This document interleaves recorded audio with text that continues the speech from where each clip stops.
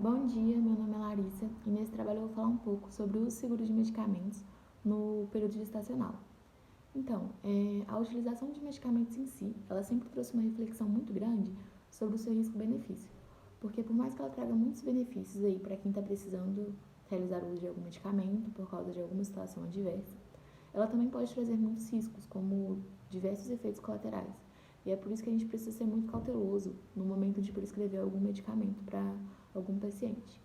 Quando se trata do período gestacional, essa prescrição e esse cuidado precisam ser muito mais cautelosos, porque essa é uma situação considerada uma situação de alto risco, uma vez que a gente precisa levar em consideração a saúde não só de um paciente como de dois, que seria a mãe e o feto.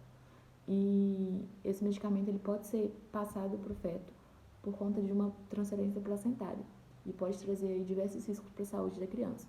E é por isso que a gente precisa tomar muito cuidado e ser muito cauteloso quando se trata dessa prescrição.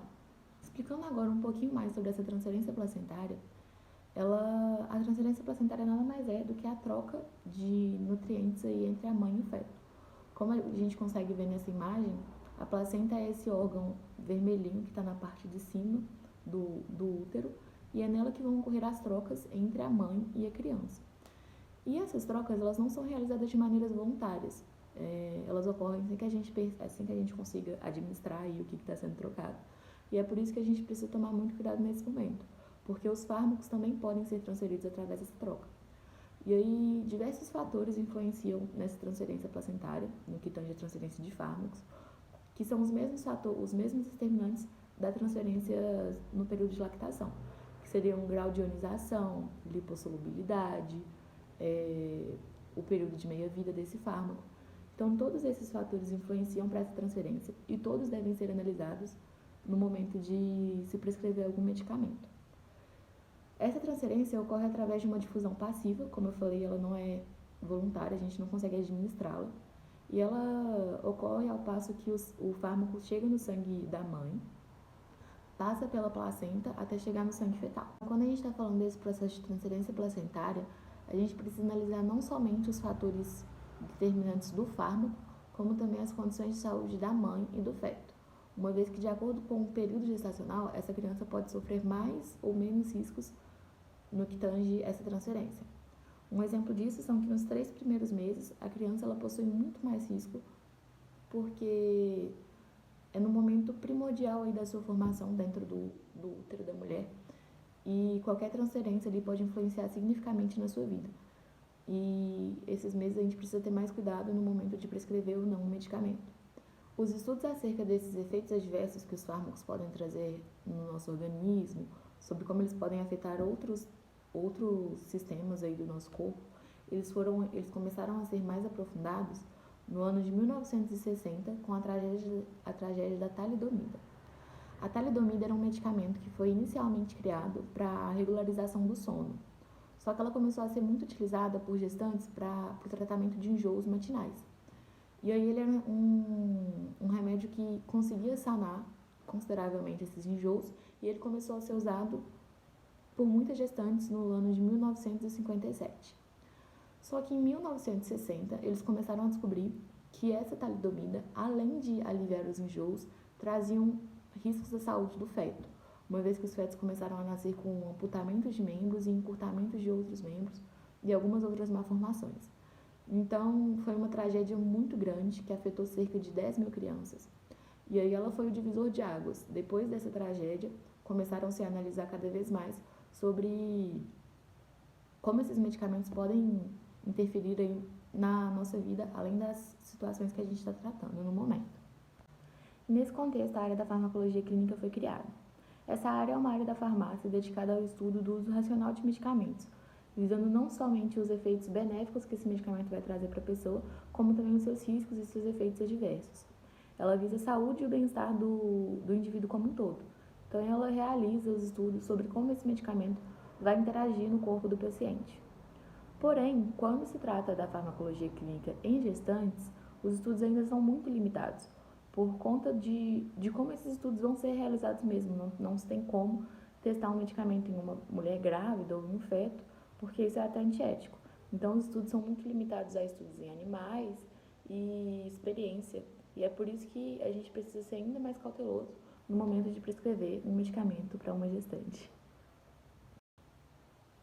Então, em 1979, a FDA teve a ideia de criar uma tabela que classificasse mesmo esses medicamentos de acordo com os seus riscos para gestantes e para que elas ficassem um pouco mais orientadas a como elas deveriam usá-los e se elas deveriam usá-los.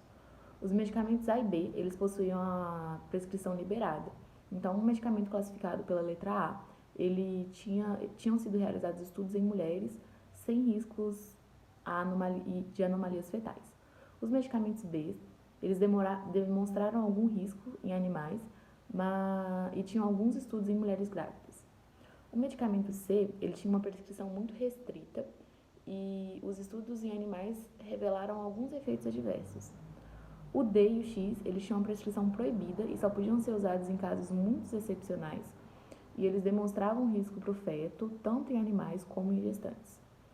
Então, os medicamentos eram classificados dessa maneira, mas com o tempo, eles perceberam que essa era uma classificação muito simplista e muito confusa, que podia trazer mais riscos ainda para os fetos e para as gestantes, uma vez que as gestantes não conseguiam entender direito como funcionavam essas classificações e poderiam acabar tomando medicamentos de maneira equivocada. Então, nessa nova maneira aí de descrever os medicamentos para gestantes, eles decidiram que ela deveria ser muito mais descritiva e detalhada, para o melhor entendimento tanto dos profissionais da saúde como das gestantes. Então, o primeiro fator aí que alterou foi essa maior descrição detalhada sobre o medicamento, sobre os seus efeitos adversos e os seus efeitos benéficos.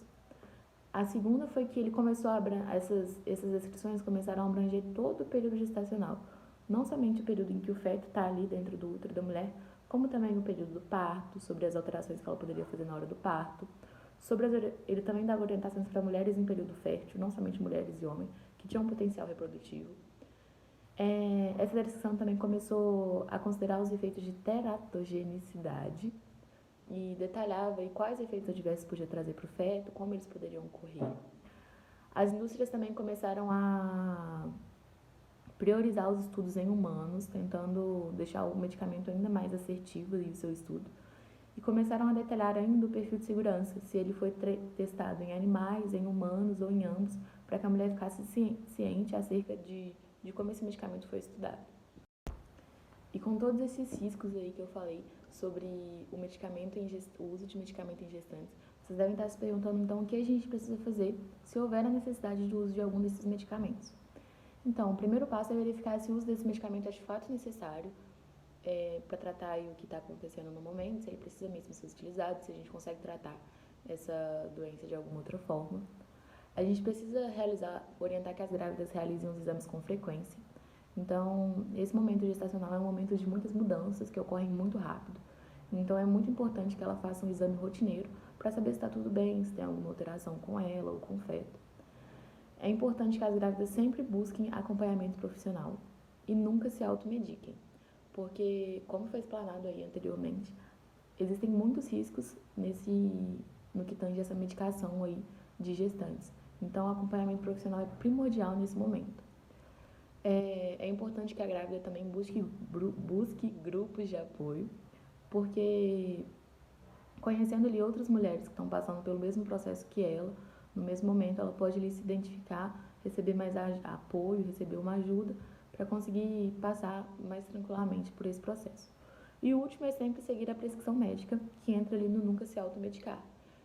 Como eu falei, a medicação traz muitos riscos para a saúde, tanto da grávida quanto do feto. E é muito necessário, então, que ela siga à risca o que foi passado pelo profissional da saúde. E as orientações agora para nós, profissionais de saúde, é de que a gente sempre colete os dados das mulheres para saber se elas estão grávidas, se elas não estão grávidas, se elas estão em período fértil, se elas correm o risco de engravidar, se elas têm alguma doença, para saber mesmo qual o melhor tratamento ali para o que ela está passando no momento. O segundo é avaliar os medicamentos já tomados pela gestante, os com e os sem prescrição, para ver se eles podem ser cortados, substituídos, serem diminuídos, para tentar aliviar ali mesmo essa questão do uso de medicamentos. Priorizar o uso de fármacos com estudos mais aprofundados. Como eu falei, os estudos de fármacos em gestantes são muito limitados, então é muito importante aí que a gente priorize o uso dos fármacos que já tem ali um maior estudo, uma coisa mais aprofundada.